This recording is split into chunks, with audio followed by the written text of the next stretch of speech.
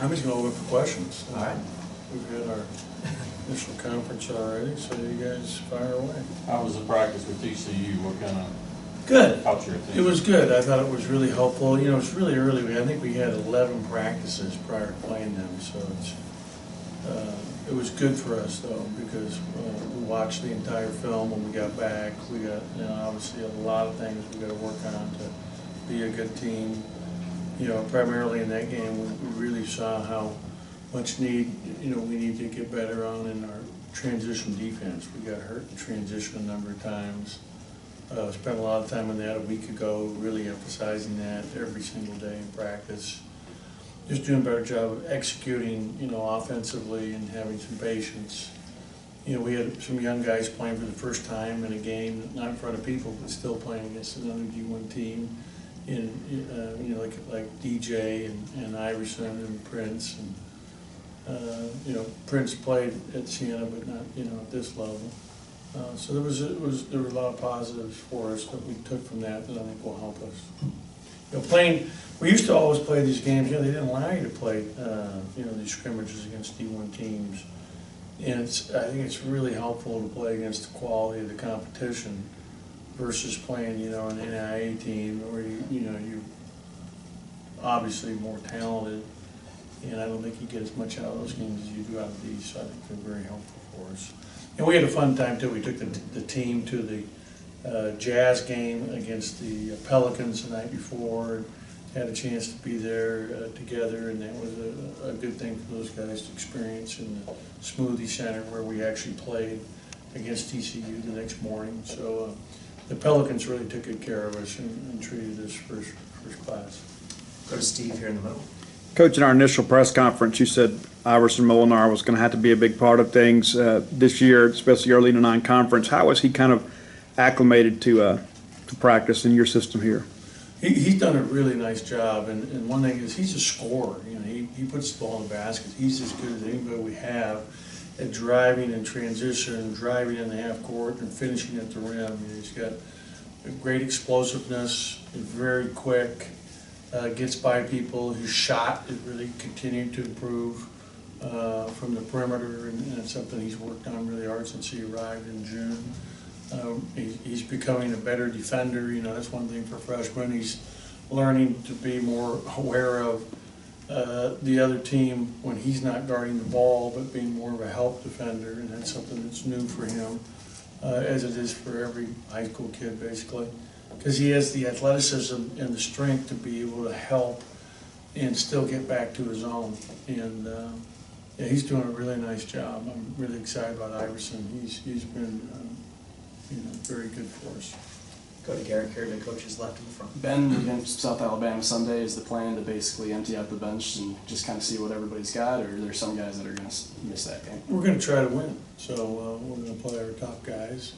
Nick will not play. Nick actually sustained a concussion yesterday in practice, and so he'll be out for the next few days, and we will hold him for that game. And just thinking about that, it's probably better for us from the standpoint we got 10 games coming without him, so we got to start getting used to it. And South Alabama's really good. South Alabama returned 2 guys from last year's team that averaged over 14 a game. They had 2 guys sitting that when they transferred averaged 14 or more at the previous stop, and they had a grad transfer they brought in this year. So they have 5 guys that the previous year of eligibility at their respective schools averaged 14 or more per game, which is really impressive. They're going to, you know, play man and zone. They're going to be a difficult challenge for us, and so we'll actually start preparing for them a little bit today. Go to Paul here, coach's right. Coach, obviously your depth situation is something that kind of plays out during the year, and we'll be able to see who can help you as you get in SEC play. But at this point right now, how do you feel about your depth? And I know last year you went through a 7, sometimes 8-man rotation. Do you see it being deeper this year? And I do, especially up front. I think we have more depth on our front line than we did a year ago. You know, I'm excited about that, and the competition that we have in practice is really helping us get better there. Where we're gonna be a little iffy here early on without the services of Nick Weatherspoon on the perimeter, because we're so young in that backcourt. And that's something that is very concerning. In fact, like today, for example, Woodard won't practice. He hurt his toe day before yesterday. Had an x-ray, came back negative, but he didn't practice yesterday. We'll hold him today. We're off tomorrow, and hopefully he'll be back on Friday for preparation for South Alabama. So he'll have missed 3 days in a row of practice. Go back to Steve. Coach, you mentioned earlier that Reggie rebounding was an issue with you, with him kind of emphasizing with him in his preseason practices. How has he kind of handled that so far in preparations for the season? Well, we keep stats for every practice, and he's dominated the rebounding. I think I was looking at today, the next closest guy to him on our team has 60 less rebounds thus far in the practice setting, including a couple of our inter-squad scrimmages. So, that says it right there, and that's something that, he's really good at, rebounding defensively and starting the break, offensively, getting second shots, something we want to continue to stress with him. He's really, I think, improving his outside shot. And my big thing for him is to keep improving and getting better defensively and playing without fouling.